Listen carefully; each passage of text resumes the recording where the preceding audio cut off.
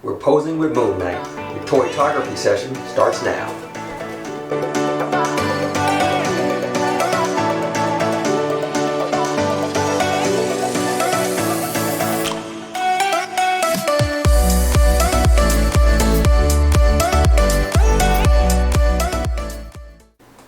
Hey everyone, thanks once again for tuning in to the channel. So like I said, we're going to be actually taking some time to pose with MoonKnight today. We specifically chose MoonKnight because besides the fact that he's just an awesome looking figure, he was a figure that's recently released by Hot Toys, phenomenal looking piece, but specifically we chose him because of the cape that he comes with. So that's really what we're going to be working with today. We're going to be working with posing capes. Some of you have 1/6 scale figures like this. Other of you collect 1/12 scale, just like the 6-inch figures. But a lot of those figures still come with capes that you can, pose in a number of different ways, a number of different directions. And so some people may struggle with learning how to get their cape just right when it comes to flowing, different movements, things like that. And sometimes the figure looks good, but that cape just doesn't match that movement. So what we're going to do is we're going to experiment with some different poses and get the cape flowing in a number of different directions, and we'll see what cool pictures we can come up with. So without further ado, let's go ahead and jump right into our first pose with MoonKnight.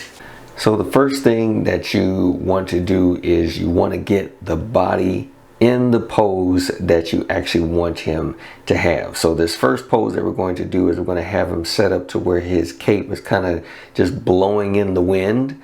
So the first thing you want to do is you want to have your figure set up in the right kind of pose. So this particular one, I'm going to kind of look like he's, standing on a little bit of a rooftop with the eagle head.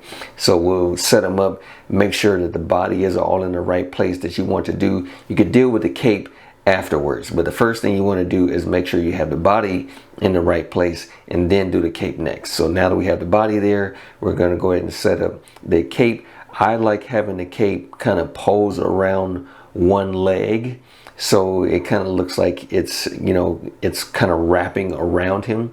So this particular cape, unlike other capes, this one actually has 4 wires in it, which is really cool because you can really manage a number of different things. And also this cape is pretty light, so you can really move the fabric around really well, and the wires do a pretty good job of holding it up. And the wires are actually not that thick, so this is a pretty cool thing to work with. So we have our cape flowing from the top. We have another coming around the leg to kind of swoop in, and then we're going to go ahead and put just like one little moon in his hand, so just like he's kind of standing there with his weapon and whatnot.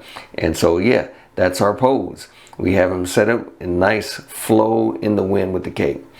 The next pose that we're going to do is kind of a pose to where he's, kind of similar to what he did in the episode of the show, to where he was kind of leaping over, obstacles and things like that. So this particular one, I have another dynamic base that's kind of like a, balcony type scene. And I wanted to kind of use just you can use any kind of hooks that have that dynamic stand. I know that this particular figure, MoonKnight, does come with one, but I just wanted to use one to make it a little easier for me to manage with. So again, you start off with posing the body. Get the body in the right pose first and get him set up completely, and that way you're not trying to mess with him after you've already done the cape. Because if you do the cape first and then try and do the body, chances are you're going to need to make some other adjustments to that cape afterwards. So we're going to go ahead and get the body. We're going to have him with his hand kind of positioned over the base so that he's kind of holding himself up as he leaps over. And now that we have that, he's kind of flowing in that direction, so the cape would not be ahead of him. It would be behind him as it's going in the wind. So now that we have him kind of positioned going over the balcony, now we start getting with the cape to where it's, kind of flowing in a good enough direction. So again, because he has 2 extra wires in the center, we can go ahead and set him up to where, the cape is like really flowing in the wind as he makes that leap over the balcony and into straight into the action. So we're going to go ahead and set him up. Got his head set up, nice spot, right spot. Just a few extra adjustments to the cape because you know, the middle part was kind of drooping a little bit, so we had to play around with that a little bit. But once he's set up, he's good to go. Now he looks like he's leaping right into the action. And for our final pose, what we're going to do here is, this is kind of a standard pose, but I mean, it's something that's simple to do, but still looks really cool when you have the cape, you know, flowing in the right direction. So in this particular pose, what we're going to have him do is look like he's running, and we're going to have him running like straight towards the camera. So we're going to go ahead and position him in the right spot. Now, normally what I do with these stands that I use, I kind of position it in a way to where the front leg is blocking the stand, so that way you don't see the stand. And therefore, for me in particular, I don't really use I don't actually use any Photoshop at all for my images. So it's just, you know, interesting to just try to find different ways where I can hide the stands. So we're going to have this one leg facing forward, and it's going to be positioned in a way to where you don't see the stand. And then after that, we have the you know, arms going in the right spot. So again, whenever you're posing in a running pose, whatever leg is facing forward, the arm that's on that leg facing forward is the one that's going back. So you have the arms and the legs kind of moving in opposite directions of each other. So again, once we have our body set up, then we start having the cape. We're going to have the cape kind of flowing behind him, because again, he's creating the wind as he's running. So, and you want to kind of have the cape kind of flaring out a little bit, because it's catching wind as it's going behind him.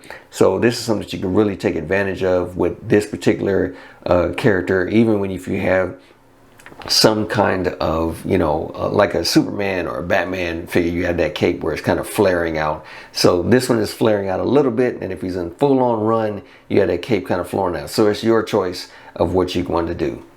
So there you have it. There was just a few tips for you so that you can get started with posing your cape. Hopefully I gave you some inspiration to where you can pose it in some other ways. Get creative. Do all kinds of things with the capes that you can think of. Just have some fun with it. So thanks once again for tuning into the channel. Feel free to check out our Facebook page for Toytography Magazine. Thank you again for all the people who have subscribed to the magazine and who are purchasing it and loving and enjoying all of your compliments and everything. If there's any suggestions that you want to give for any types of articles, any topics that you want us to discuss in the magazine, feel free to do so. We still have our contest going on, so feel free to jump into our Facebook group and be a part of the contest that we have on to have your photo featured in our next issue of the magazine. But again, thank you again for your time, and we'll see you in the next video.